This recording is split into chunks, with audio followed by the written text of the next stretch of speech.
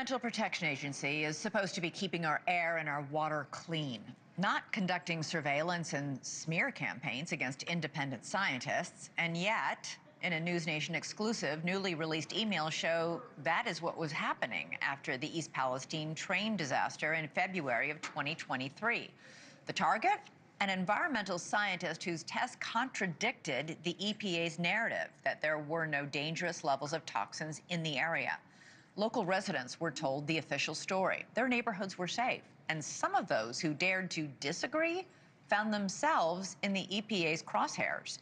This is just the latest example of EPA issues in East Palestine, and News Nation has stayed on top of the story. Just last month, we showed you how a report found the agency in Norfolk Southern manipulated soil testing data following the disaster. News Nation investigative correspondent Rich McHugh has the latest for us. That drone just came over us now, didn't it? Yep.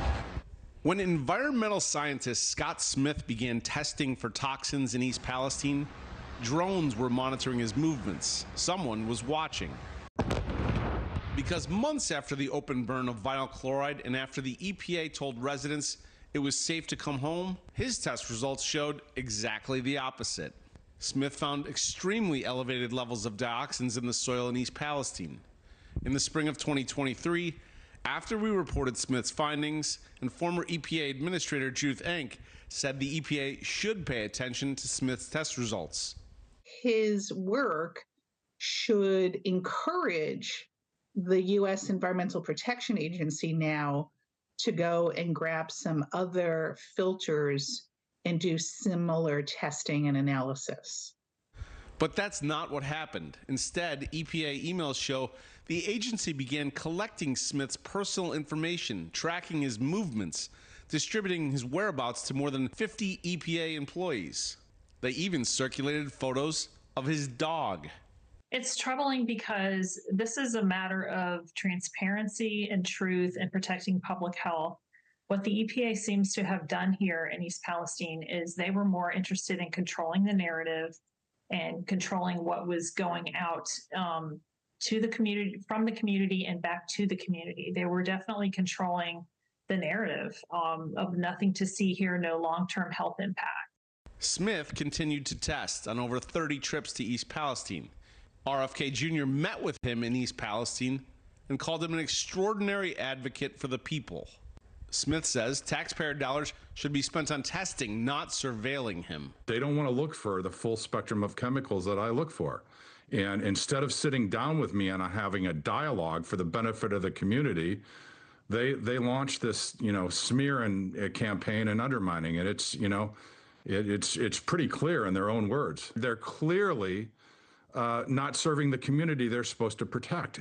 And it's not just East Palestine, Rich. It's a systemic thing. The emails show the EPA was also tracking residents, too, outspoken voices in the community like Jamie Wallace.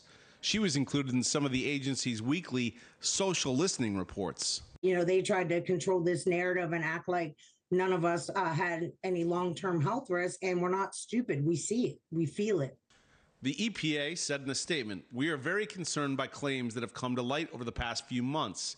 The Trump administration is committed to maximum transparency, and as such, we intend to conduct a thorough review of decisions made in the aftermath of the train derailment. We will work to ensure the health and safety of the people of East Palestine."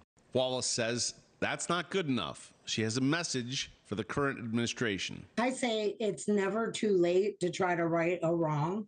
We know, everyone knows. The EPA knows, the government knows, the U.S. citizens know that we got screwed. From the beginning, there were mistakes made, there were flaws, but you just don't continue to cover those up and forget about a whole community that's now gone from symptoms to long-term illnesses. What you do is you try to make that right. In speaking with residents and with Smith, they say this ultimately proves what they knew all along. Now they say they want solutions and that it's time for a congressional investigation.